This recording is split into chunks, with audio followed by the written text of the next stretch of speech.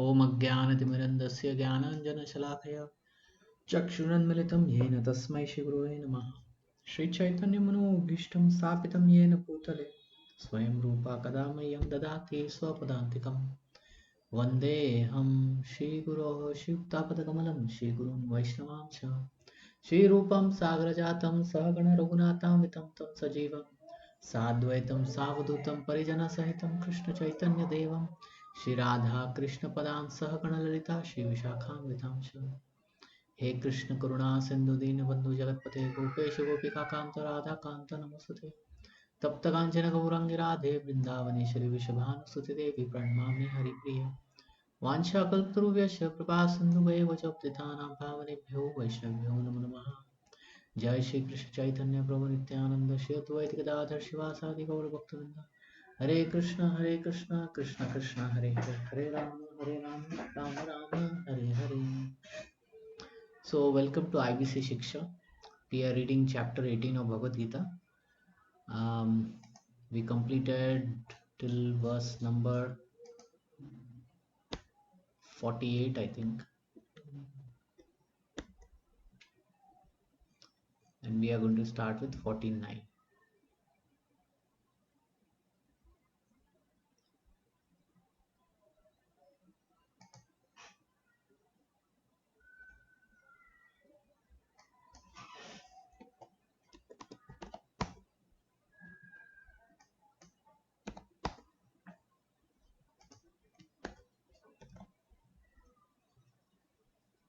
So there was a lot of discussion on three modes of material nature, and everything was discussed: determination, understanding, work, charity, sacrifice, a lot of things.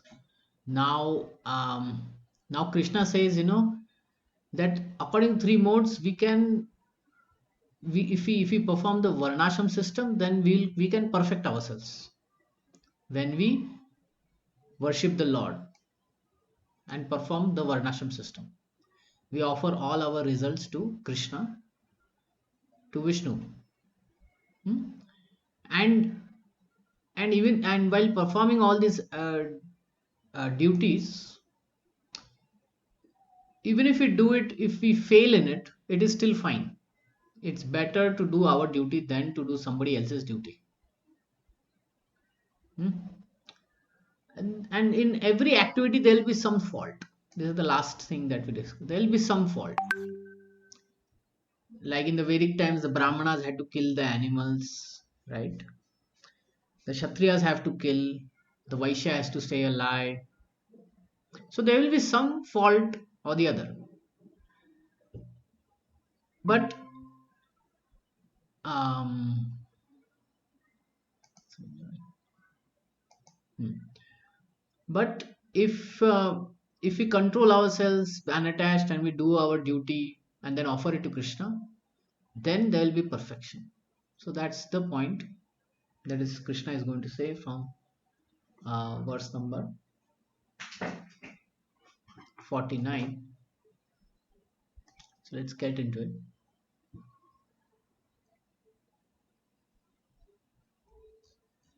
Okay. Okay. Okay. Someone read the translation and purport of 49. Prabhuji, the screen is not there, so we can't see. Screenshot. You have to share the screen. Yes. Sorry. Now is it visible? Yes, Prabhuji. Yeah. Okay. Yes, Prabhuji. Okay. Yeah. Start, please. Translation and purport. Shall I start, Prabhuji? Yes. Yes. One who is self-controlled and unattached and who disregards all material enjoyments can obtain by practice of renunciation the highest perfect stage of freedom from reaction. Purport. Real renunciation means that one should always think himself part and parcel of the Supreme Lord and therefore think that he has no right to enjoy the results of his work. Since he is part and parcel of Supreme Lord, the results of his work must be enjoyed by the Supreme Lord. This is actually Krishna consciousness. The person acting in Krishna consciousness is really a sannyasi. one who is one in the renounced order of life. By such a mentality, one is satisfied because he is actually acting for the Supreme.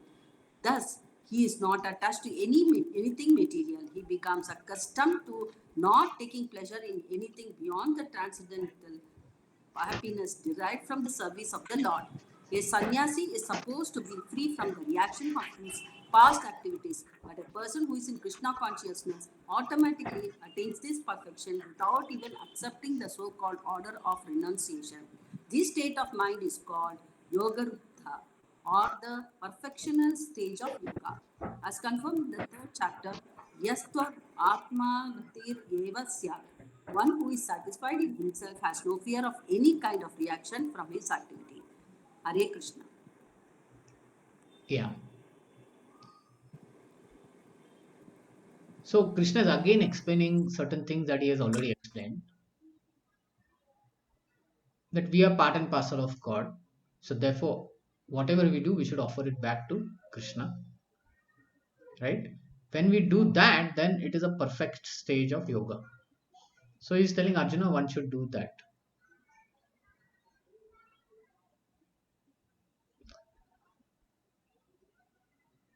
O son of Kunti, learn from me how one has achieved the perfection can attain to the supreme perfectional stage Brahman, the stage of highest knowledge, by acting in such that I shall now summarize. So one will achieve the state of Brahman platform. That is, it is spiritual platform. So how will that happen? The Lord describes for Arjuna how one can achieve highest perfection stage simply by being engaged in occupational duty, performing their duty for Supreme Personality of Godhead. One attains the supreme stage of Brahman simply by renouncing the result of his works for the satisfaction of the Supreme Lord. This is the process of self-realization. This actual perfection of knowledge is in attaining pure Krishna consciousness, that is described in the following verses. Being purified by his intelligence, controlling the mind with determination, giving up objects of sense gratification, being freed from attachment, hatred, one who lives in a secluded place, eats little, controls his body, mind, and power and speech, who is always in trance and who is detached, free from false ego, false strength, false pride, lust, anger, and acceptance of material things, free from false proprietorship and peaceful. Such a person is elevated to the position of self-realization.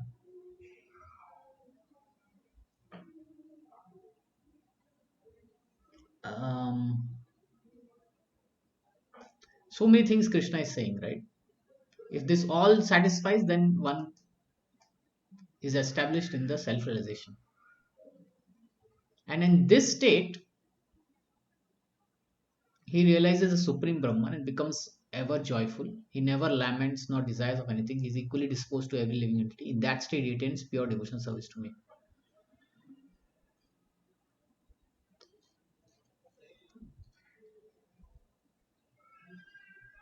Okay, we'll get into the purport.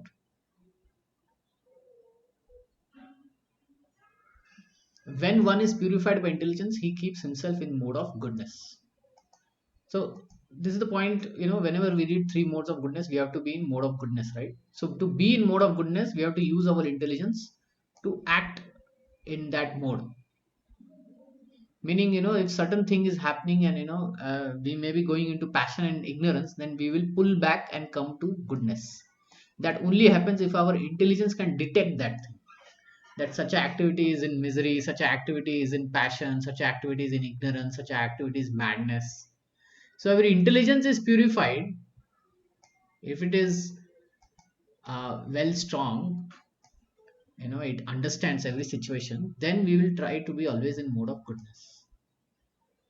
When we are in mode of goodness, what happens is we are controller of the mind and is always in trance. He is not attached to the objects of sense gratification. He is free from attachment and hatred in his activities. Such a detached person naturally prefers to live in a secluded place. He does not eat more than what is required. He controls the activity of his mind and body. He has no false ego because he does not accept himself as body, nor he has a desire to make the body fat, strong by accepting so many material things. Because he has no bodily concept of life, he is not falsely proud. He is satisfied everything and that is offered to him by the grace of a lot. He is never angry in the absence of sense gratification, nor does he endeavor to acquire sense objects. Thus, he is completely free from false ego. He becomes non attached to all material things, and in that stage of self realization of Brahman, that stage is called Brahma Bhuta stage. When one is free from material conception of life, he becomes peaceful and cannot be agitated. Bhagavad Gita 2.70. A person who is not disturbed by incessant flows of desires that enter like rivers into oceans, which is ever being filled but is always still, can alone achieve peace, and not the man who strives satisfies such desire.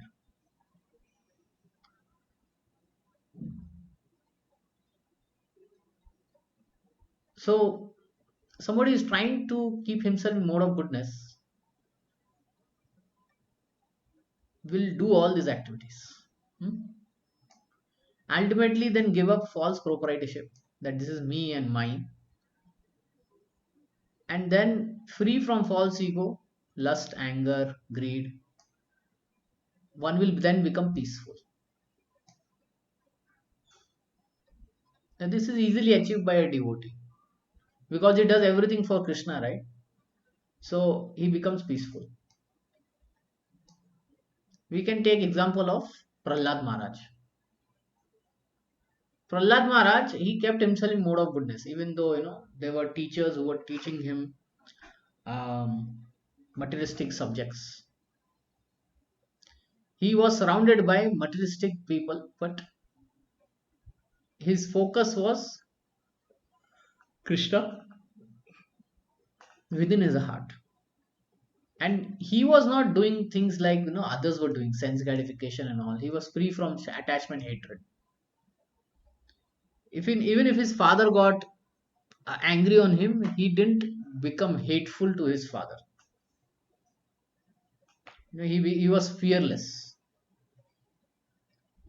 He had control over his speech, and he was always in trance. Whenever his father tried to kill him, nothing happened, and he didn't cry. Also, he didn't become fearful. Also, he was in trance like that. So when such a person is that peaceful and all that, and he has that position of self-realization, then ultimately he will worship Krishna. One who is thus situated in at once realizes, one who is thus transcendently situated like that, at one realizes Supreme Brahman and becomes fully joyful. He never laments or desires to have anything. He is equally disposed to every living entity, whether it be his friend or foe. He is equal to both. In that state, he attains pure devotional service unto me. So this is like Prahlad Maharaj stage. Now, does it make sense? Any questions?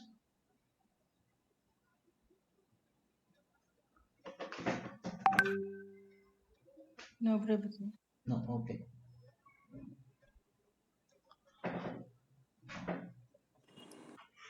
Prabhuji, actually, we will have that difficulty in following all the principles, no, in that for the mode of goodness. Hmm. So, how to follow it then? See, we have to start from where Sometimes, we are. We have to start from where we are, and this is a process. It takes time to come to this, higher stage. And very easily, one can come to this stage if one serves a devotee who is already at this stage, especially spiritual master. okay, So that is the key. okay, okay. When one serves a Hmm. spiritual master sincerely, he acquires all these This, qualities that he has, the spiritual master has. You getting? okay, okay, okay, Yeah. okay. So that Hmm. is Yes, the Prabhuji. sure short way of achieving this. Hmm? Hmm. One who is thus transparent situated at once realizes Supreme Brahman, becomes fully joyful, never laments, equally disposed. In that state, he attains pure devotional service onto him. To the impersonalist, achieving the Brahma Bhuta stage, becoming one with the Absolute, is the last word. But for the personalist, a pure devotee, one has to still go further to become engaged in pure devotional service. 54 words, like we'll just go there. 54.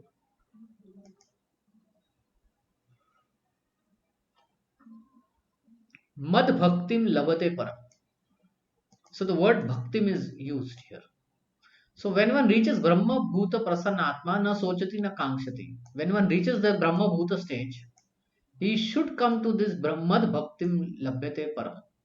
He should come to the Bhakti stage. Hmm? So it is meant for those who come to this Brahma Bhuta platform through different process, to yoga process, karma process. Then they should come to Bhakti process. But one who is already taking Bhakti, he will slowly come to this Brahma Bhuta stage. Everything will be included in that. Okay.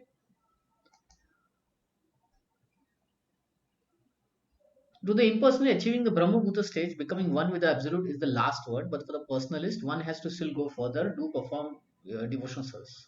This means one who is engaged in pure devotional service is already in the state of liberation called Brahma Bhuta, oneness with the Absolute. So, for a devotee, he doesn't have to separately come to this Brahma Bhuta stage. That means this stage, right? He doesn't have to separately come. He can take to devotional service and automatically all these things will start taking place in his heart. Hmm? But one who is not a devotee and they have to come to this stage, so they have to perform Gyan Yoga and Karma Yoga, to come to this stage.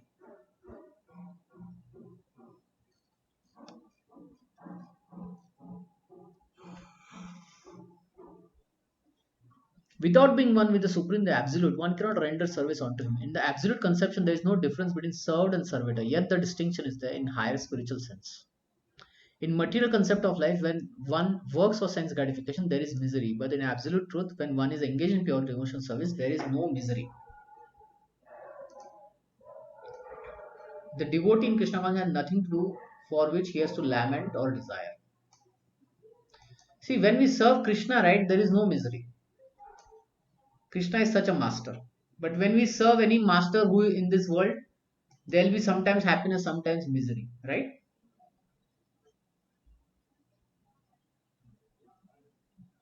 You all there?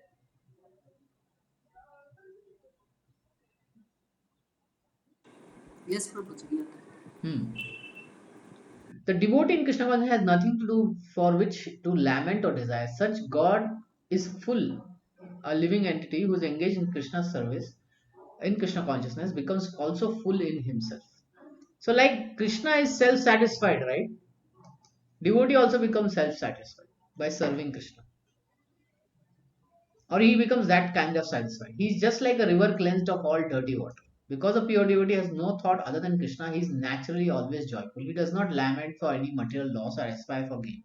Because he is full in service of the Lord. He has no desire for material enjoyment.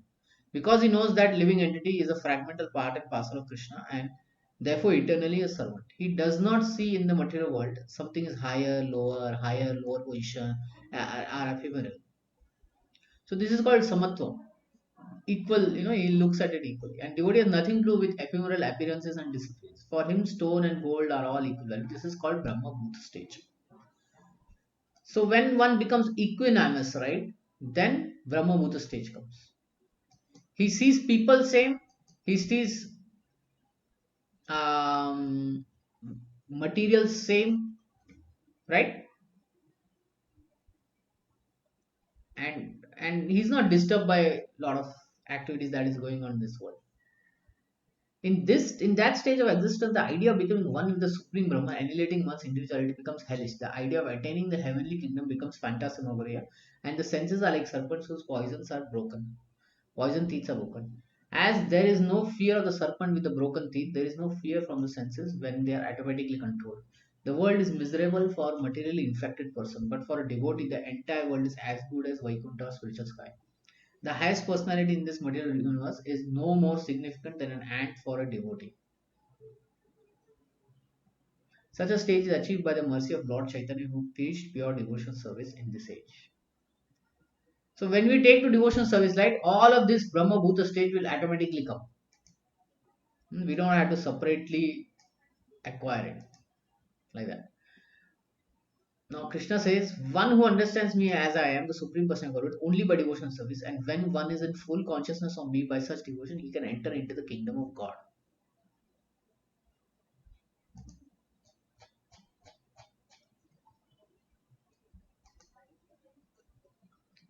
Bhaktya mam abhijanati yavam yaschasmi tatvatah tato mam tatvato gyatva visati tat anantaram. So only a devotee can understand Krishna as he is. Krishna is confirming that. So Supreme Person Godhead and his plenary portions cannot be understood by mental speculation nor by non-devotees.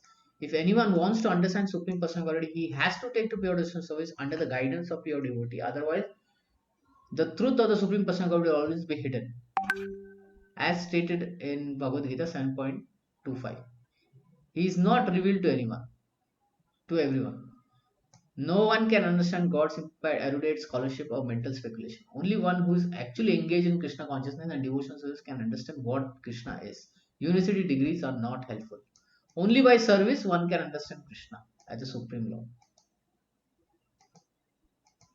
One who is fully conversant in Krishna science becomes eligible to enter into the spiritual kingdom, the abode of Krishna. Becoming Brahman does not mean one loses the identity. Devotional service is there, and as long devotional service exists, there must be God, the devotee, and the process of devotional service. Such knowledge is never vanquished, even after liberation. Liberation involves getting free from the concept of material life, and spiritual life, the same distinction is there, same individuality is there, but in pure Krishna consciousness. One should not mistakenly think that the word Visate enters into me supports the monist theory that one becomes homogeneous with the impersonal Brahman. No, Visate means one enters the abode of Supreme Lord in one's individuality to engage his association and render service unto him. For example, a green bird enters a green tree not to become one with the tree but to enjoy the fruits of the tree. Impersonalists generally give example of river flowing into the water and ocean and merging. They may be source of happiness for impersonalists, but the personalists keep their personal individuality like an aquatic in the ocean. We find so many living entities in the ocean. If you go deep, surface acquaintance with the ocean is not sufficient. One must have complete knowledge of the aquatics living in the ocean depth. Because of this pure devotional service, a devotee can understand transcendental qualities and opulences of the Lord in truth. As is stated in 11th chapter, only by devotional service one can understand. The same is confirmed here. One can understand Supreme Personal Lord by devotional service and enter his kingdom. After attainment of the Brahma stage of freedom from material conception, devotional service begins by one's hearing about Lord. When one hears about Supreme Lord, automatically the Brahma stage develops. Now this is the path of a devotee. The path of the Jnani is he has to do a lot of tapasya and uh, he has to leave his house, go in a forest, all that tapasya is there, right? So that a Jnani has to do. But for a devotee, he simply has to hear about Krishna. And by hearing, all the material contamination is removed. As lust and desire disappear from the heart of a devotee, he becomes more attached to the service of the Lord, and by such attachment, he becomes free from material contamination. In that state, he can understand Supreme Lord. This is stated in Srimad Bhagavatam also. After the liberation of process of bhakti or transcendental service continues. After liberation, the process of bhakti or transcendental service continues. The Vedanta Sutra confirms this. This means that after liberation, the process of devotional service continues. In the Srimad Bhagavatam, real devotional liberation is defined as reinstatement of the living entity into his own identity, his own constitutional position. The constitutional position is already explained. Every living is part and parcel of fragmental portion of Krishna. Therefore, his constant position is to serve. After liberation, the service is never stopped. Actually, liberation is getting free from material conception, from conception of life or misconceptions of life.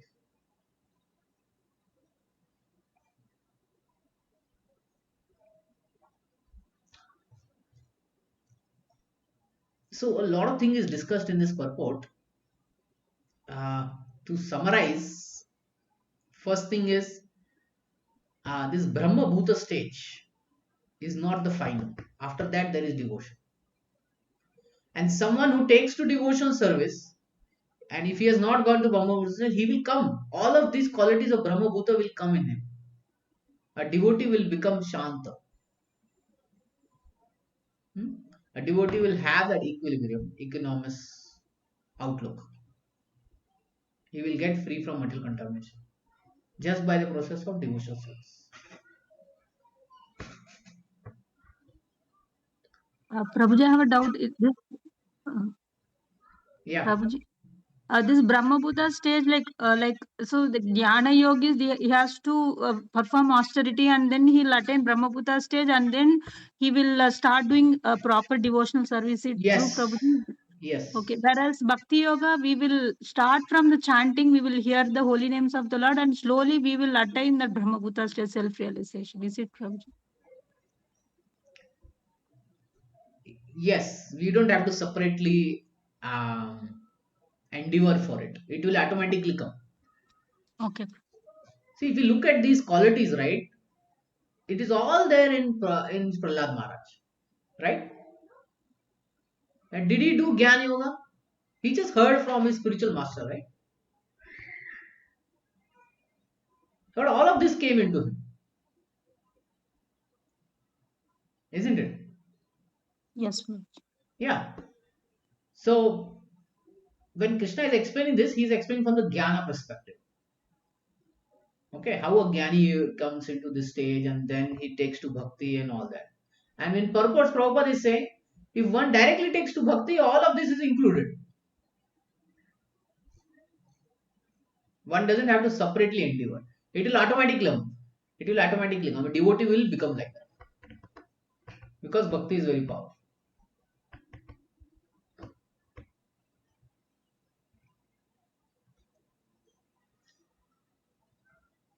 And second thing is visate. Visate, the word visate was used, right? Visate here, some impersonalists they translate like they become one with the Supreme. They don't become one with the Supreme. So Prabhupada gives the example of a green bird entering a green tree. At a larger distance, we will see that okay, now the green bird has become one with the tree. But if we come near to the tree, we will see the green birds. Yes, right? So this word visate means that our individuality will remain. Hmm? And that is very important for devotion service. The individuality remain. If individuality is not there, then how can we do devotion service? Okay, so this is a philosophical point here, becoming one with the supreme and all that. A devotee becomes one in purpose, but not in reality. Husband and wife. Now you have become one. Do they become one or do they remain two? Yes. They become Hare Krishna Prabhuji. They become, their they don't Purpose, the become one. goal. Yeah, mentally they Yeah, are on yeah, the yeah. same Yes, plane. It yes. means that. Yeah. Physically, they are two, right? Yes, yes. So the same thing happens. Same thing happens for a devotee.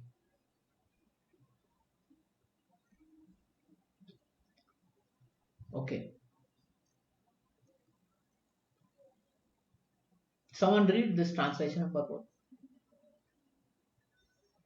Hare Krishna Prabhuji. Yeah. 50, 6. 50, Hmm. 50, 61. Okay. Translation: though engaged in all kinds of activities, my pure devotee under my protection reaches the eternal and imperishable abode by my grace. Purport: the word Mat Vyapashrayaha means under the protection of the Supreme Lord. To be free from material contamination, a pure devotee acts under the direction of the Supreme Lord or his representative, the spiritual master. There is no time limitation for a pure devotee. He is always 24 hours a day, 100% engaged in activities under the direction of the Supreme Lord. To a devotee who is thus engaged in Krishna consciousness, the Lord is very, very kind. In spite of all difficulties, he is eventually placed in the transcendental abode or Krishna Loka. He is guaranteed entrance there. There is no doubt about it. In that supreme abode, there is no change. Everything is eternal, imperishable, and full of knowledge. Hare Krishna. Yeah. So devotional service has lot of advantages, right? Lot of things are automatic over there, and some things are guaranteed.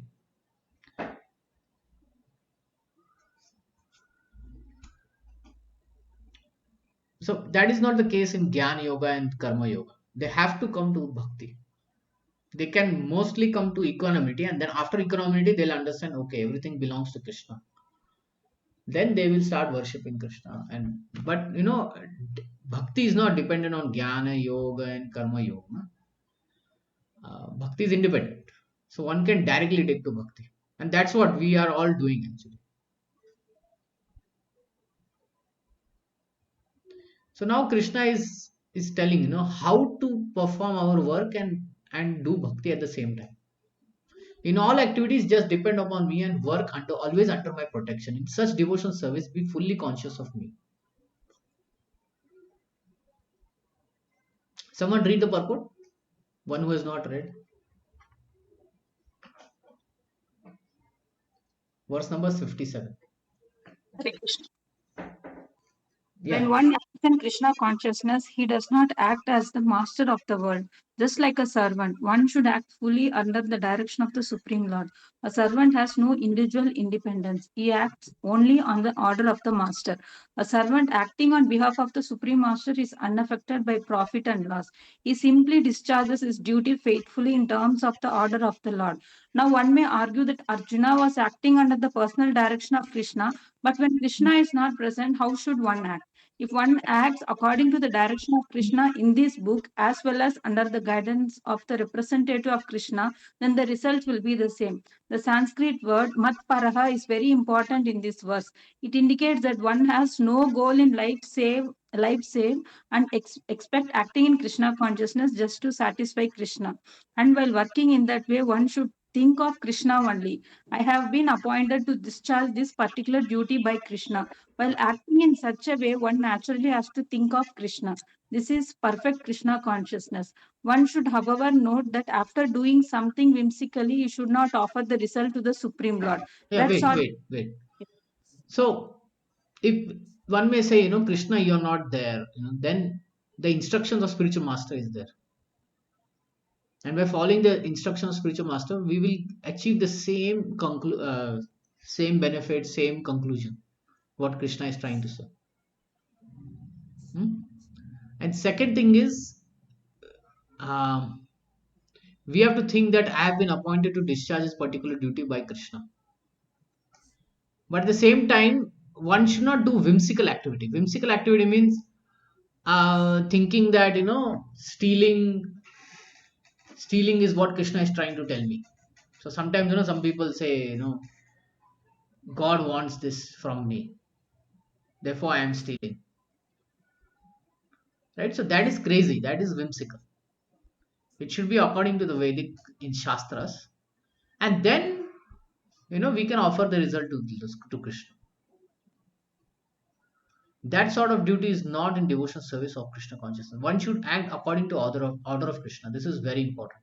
That order of Krishna comes through disciplic succession from bona fide spiritual master. Therefore, spiritual master order should be taken as prime duty of life. If one gets a bona fide spiritual master and acts according to his direction, one's perfection of life in Krishna consciousness is guaranteed.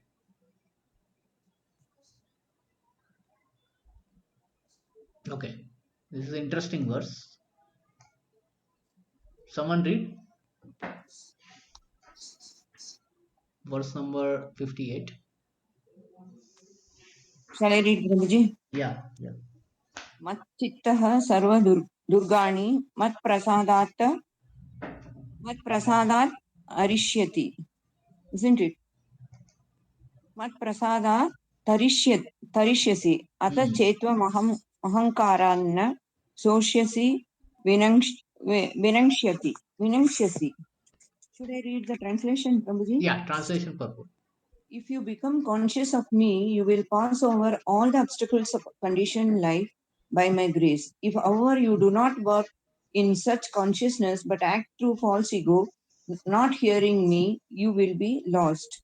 But a person in full Krishna consciousness in mind is not unduly anxious about executing the duties of his existence. The foolish cannot understand this great freedom from all anxiety. For one who acts in Krishna consciousness, Lord Krishna becomes the most intimate friend.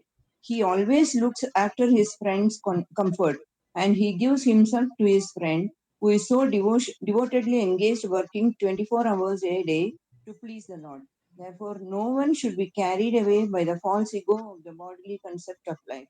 One should not falsely think himself independent of the laws of material nature or free to act. He is already under strict material laws. But as soon as he acts in Krishna consciousness, he is liberated, free from the material perplexities. One should note very carefully that one who is not active in Krishna consciousness is losing himself in the material whirlpool. In the ocean of birth and death, no conditioned soul actually knows what is to be done and what is not to be done. But a person who acts in Krishna consciousness is free to act because everything is prompted by Krishna from within and confirmed by the spiritual master. It's very straightforward purport. Any questions in this?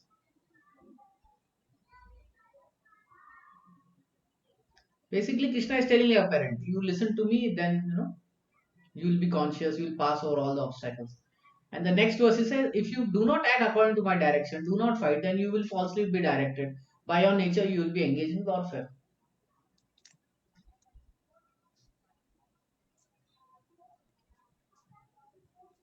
Prabhuji, I have a small doubt. See, we have to appear for the exam. We are not in a position to remember anything to write, Prabhuji. How we will answer the paper? So, No, you just read the translations at least, then you'll remember some things. And the thing is that it's not very complicated to remember, right? And the questions will be simple also, don't worry. I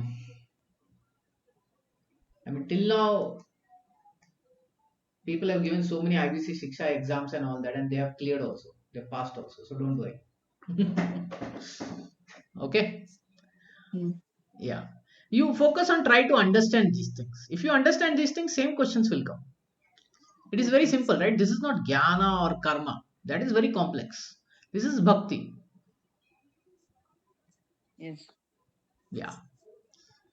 So here Krishna is saying if you do not listen and all that, you will be falsely directed. By your nature, you will be engaged in warfare.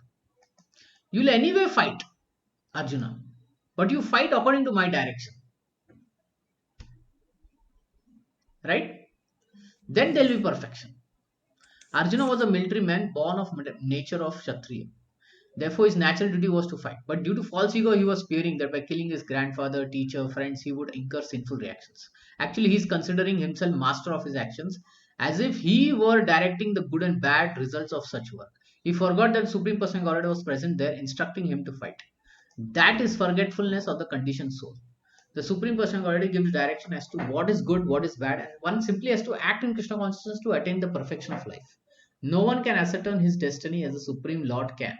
Therefore, the best course is to take direction from the Supreme Lord and act.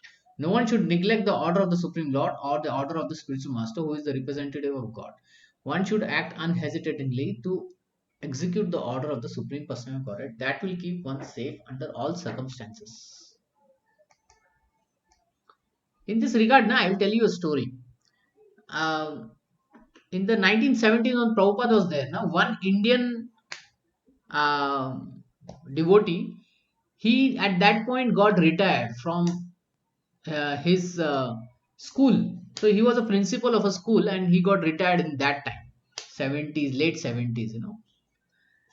And then he became devotee. He met Prabhupada. I think he got initiation also. Yeah, he got initiation also. And that time Prabhupada said, "Okay, now that you have retired, you come here to Vrindavan and take in charge of Gurukul that I'm trying to establish here in Vrindavan. You have some experience of school and all that. So here is one school I'm starting. So you take this service." But then this devotee said, "Oh, I have become very old. I don't think I'll be able to do this service." And then Prabhupada left the planet, and this devotee, where he was, nobody knows. Then in 1996, when there was a cenital to be celebrated, this devotee came, and he was very old at that point. And he when Prabhupada had given instruction, there was another Prabhupada disciple who was there. His name is Bhurijana Prabhu. So Bhurijana Prabhu tells this story. So that devotee came and met Bhurijana Prabhu in 1996 when there was Senatorial celebration, 100 years of birth. I mean, sorry, birth anniversary, 100 years birth anniversary of Prabhupada. So in the Senatorial celebration, he came and he started crying in front of Bhurijana Prabhu. And he said that I should have listened to what Prabhupada had said. I should have taken that service. I went home and all my children, they simply disrespected me. And I am not able to advance in Krishna consciousness. So this is what Prabhupada is saying. No one should neglect the order of the spiritual master or the order of the Supreme Personality of Godhead. One should unhesitatingly execute it. And that will keep one safe in all circumstances. That devotee had first hand experience of that simple order that Prabhupada had told him. He didn't follow and then he remained in material life.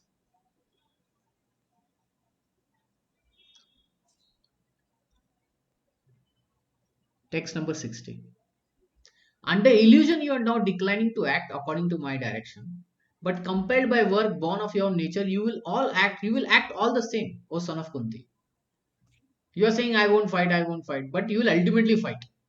One who refuses to act under the direction of the Supreme Lord, then he is compelled to act by the modes in which he is situated. Everyone is under the spell of particular combination of modes of nature and is acting in that way. But one who voluntarily engages himself under the direction of the Supreme Lord becomes glorious. See, we tell our children, right? You will act your way, I know that. But if you act according to I tell you, then you will be much more happy and successful. Isn't that? This is our statement to our children, right? Did you make Yes, such a yeah? Tell me. yes, Prabhuji. Yes, what you're saying. Yeah. And our parents also told us like that. Right? And when we listened to them, we had great success, right? Yes or no? Yes, Prabhuji. Yeah. So this is what Krishna is saying. See, those are material parents, but still, listening to authority has great benefit. What to speak of the supreme authority then? It will have the greatest benefit, right? 61.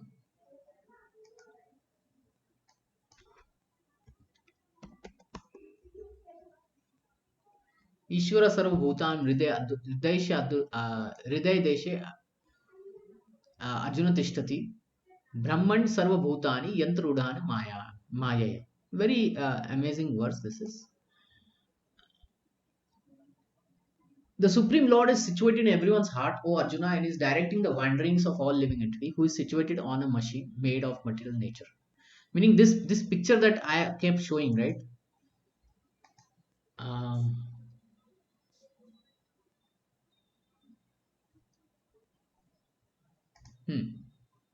this is the picture that we see, and this is the text. Let me paste it over there. Ah,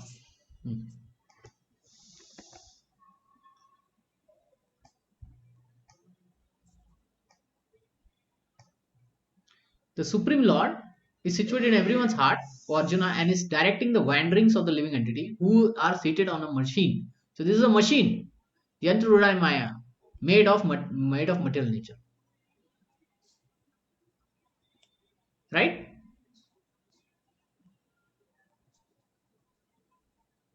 Does this make sense? This statement and the picture? Is it clear? Yes, Prabhuji. Yeah. Yes. So he's directing the wanderings. The soul says, "Oh, gulab jamun, I want to have it." Then the Supreme Soul allows him to use this machine. The soul instructs to his intelligence to this machine, take it, eat it. and you taste it, and then tell me how it is. Then the body says through the mind, it is sweet. Then the soul feels happy. Yes, I got 10,000 points in my video game of eating gulab jamun, and he becomes happy. You must have seen, right? Children, when they play the video games, they tell, I have 100,000 points. The other one will say, no, I have 200,000 points. I bought a car in that game which is having turbo engine, turbocharge. Have you heard this kind of statements from your children playing video games? Yes, Prabhuji, they get so involved in that. Yeah. But in reality, do they get that car? Do they get that two-wheeler? No, No, right? Prabhuji. The moment they just turn off that PC, it is done. It is there. So the moment the living entity leaves the body, everything is in this world. Nothing he can take. Right? Yeah. Okay. Someone read the purport.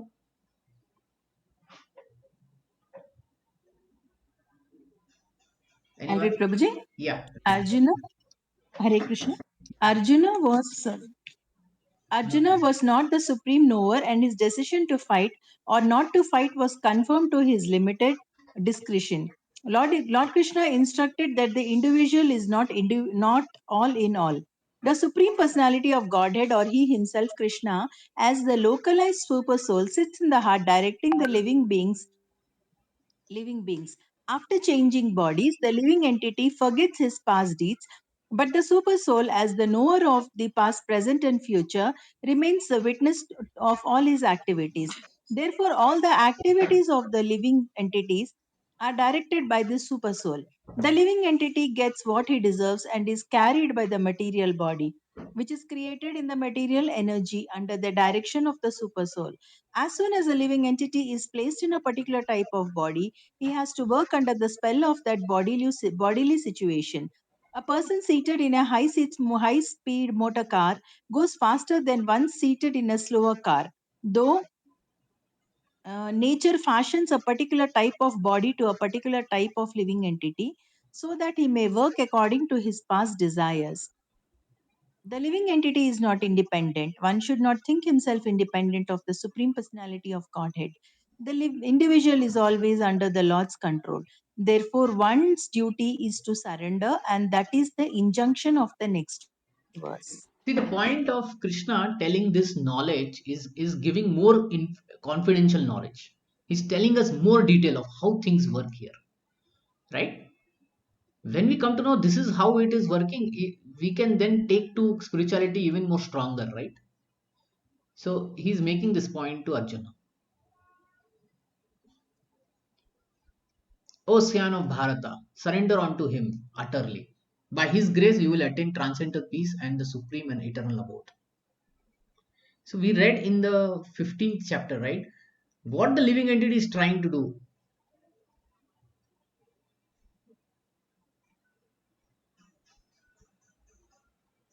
To enjoy this Yeah, which material world. Urdhva Moolam Adashakam. It's the inverted tree. And in that it is moving from one branch to another to another to another. And the living entity is very engrossed in all this economic development, enjoyment, etc. And the super soul is very happy. But the moment he turns to super soul and he says, should I go here, there? And he listens to the super soul, then he becomes happy and satisfied. So surrender unto that supreme. So this is what Krishna is saying. Surrender unto that supreme. Surrender to the super soul. In that you will be happy because he will tell you where to go, what is right thing, where there is no difficulty, where you will be happy and you will get liberated. A living entity should therefore surrender unto Supreme Personal Godhead, who is situated in everyone's heart, and that will be relieved from, and that will relieve him of all kinds of miseries of this material existence. By such surrender, not only he will be released from all miseries in this life, but at the end he will reach the Supreme God. The transcendental word is described in the Vedic literature as Tad Vishnu Paramam Padam. Since all the creation is the kingdom of God, everything material is actually spiritual. But Paramam Padam refers to eternal abode, which is spiritual sky, Vaikuntha. If you surrender to him, you will go to Vaikuntha. In the 15th chapter, it is stated, Sarvas Cham Hriday Sannivishto. The Lord is sitting in everyone's heart. So this recommendation that one should surrender onto Super Soul, sitting within, means one should surrender onto Supreme Person of Godhead, Krishna. Krishna has already been accepted by Arjuna as a Supreme. In the 10th chapter, he said, Paramam Brahmam Paramam Dhamam.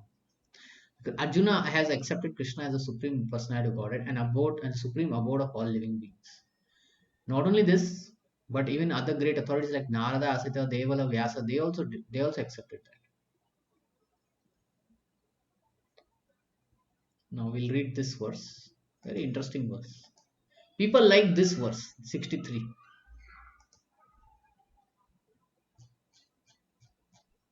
Why? Iti te jnanam akyatam guhyat guhyam taram maya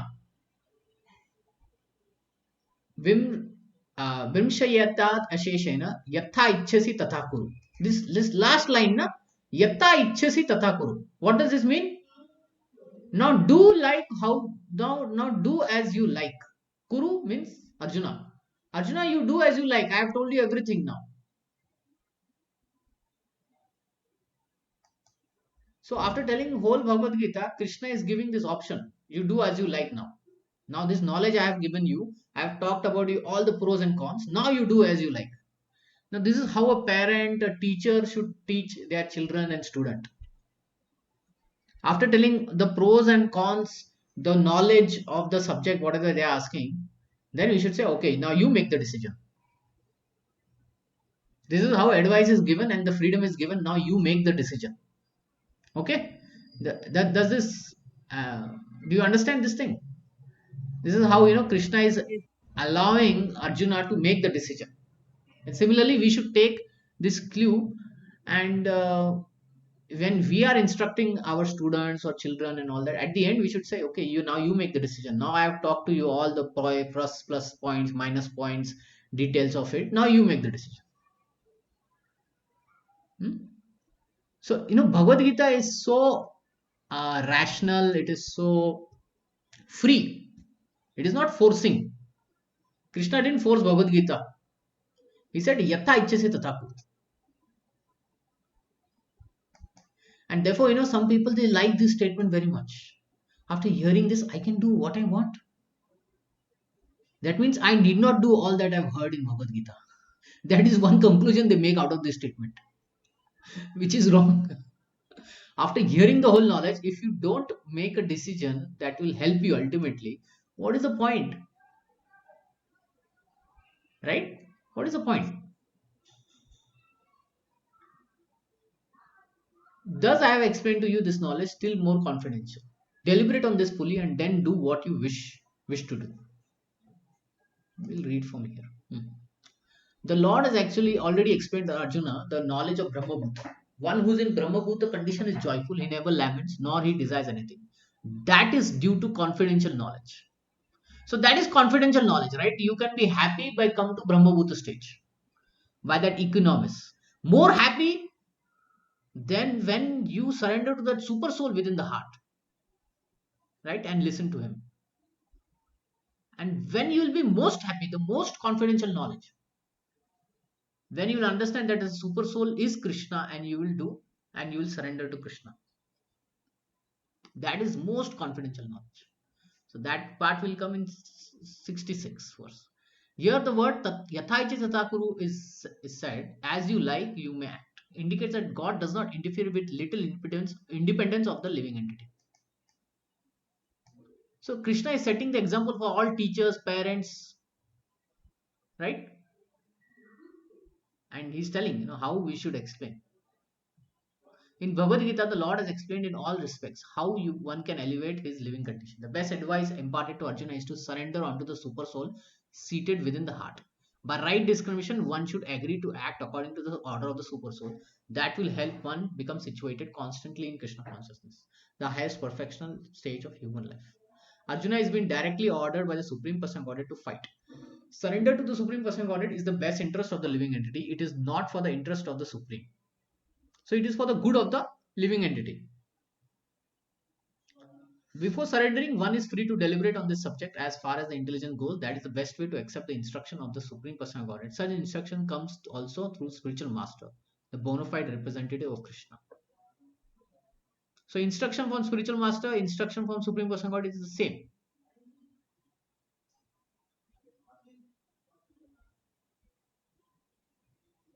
Now, Krishna still goes further and he says something. Because you are my dear friend, I am speaking to you my supreme instruction. And it is the most confidential knowledge of air. Hear this from me, for it is for your benefit. What is that knowledge?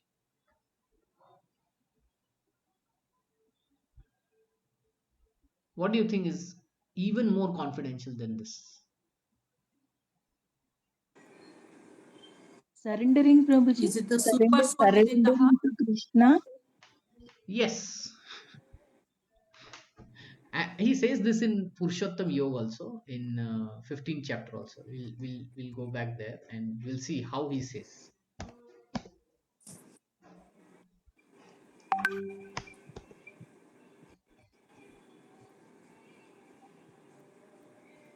He says, I am seated in everyone's heart and all that, Sarvasacham. Then he says there are two class of beings, fallible, infallible. Living entity in material world is fallible, spiritual world, everybody is infallible. Okay, there is a third. Besides the two, there is the greatest living personality, super soul, supreme soul, the imperishable Lord himself, who has entered the three worlds and maintaining them. So the supreme soul, the super soul, the imperishable Lord is neither fallible, is not infallible. Okay, he is neither into these categories. Nothing, we cannot even apply this definition to him. Because I am transcendental beyond both the fallible and infallible, because I am the greatest, I am celebrated both in this world and in the Vedas as a supreme person. This is most confidential knowledge. There is a supreme soul who is beyond infallible. We have to surrender to him. And that one is Krishna. Krishna confirms in 15th chapter. He says, I am that person actually. Whoever knows this without doubt, he knows everything. And he engages himself in full devotion service unto me. This is the most confidential part of the Vedic scriptures. And Krishna repeats this most confidential part again in the 18th chapter. This is the point. And he repeats one verse which he has repeated in 9th chapter also.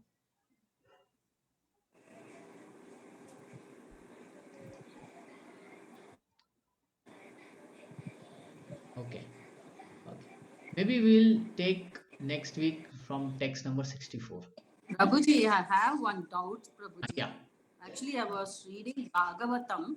In that 1.7.58, 59, I don't know, that this thing, Prabhuji, in that, Lord Krishna says that I am the father of all. Okay?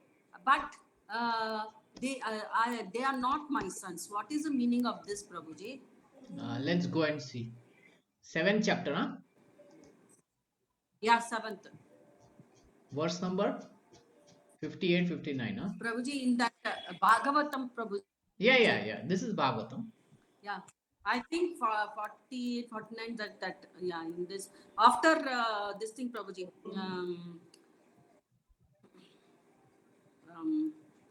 when Dhruva was born. Yes, Arjuna, Dronacharya's son, this thing, Ashwatthama, he kills, he beheaded the 5 sons of Draupadi, and then what happens? Arjuna promises Draupadi that I will kill him and bring him. He said that time when he. Yes. That time it comes on Prabhuji. Yeah, but which verse are you talking? I'm talking about 1.7 point something here only, Prabhuji, there only. I don't remember the correct this thing, but I studied. I read today, but there Krishna says that I am the father of all, but they are not my sons. After this only, Prabhuji, after this 13, 14 and all, after that, I think 1.7.56 or 57, I don't remember that. When Ashwatthama fled, getting scared of No, I understand, but so yeah. I understand. Before Brahmastra. Before Brahmastra only. Before Brahmastra. Before Brahmastra. Yeah.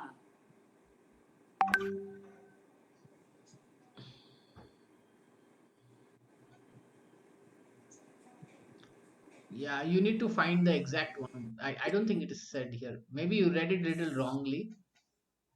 Um, In that it says, Prabhuji, he says that I am the father of all. But they are not my sons. yeah, there is no That is word what like I had father. a doubt. What is No, no, you why come they are up with the saying? right verse. Hmm? Yes, You Prabhuji, I'll you come up read it with that. and then Tomorrow, next yeah, class, I will. or you put Next it in class, the I will. chat. There is no problem. Hmm? Yes, Prabhuji, I'll put it in the chat. Any other question? That's it. That is the main this thing I wanted. I had a doubt because Okay, okay. how come he says that when he says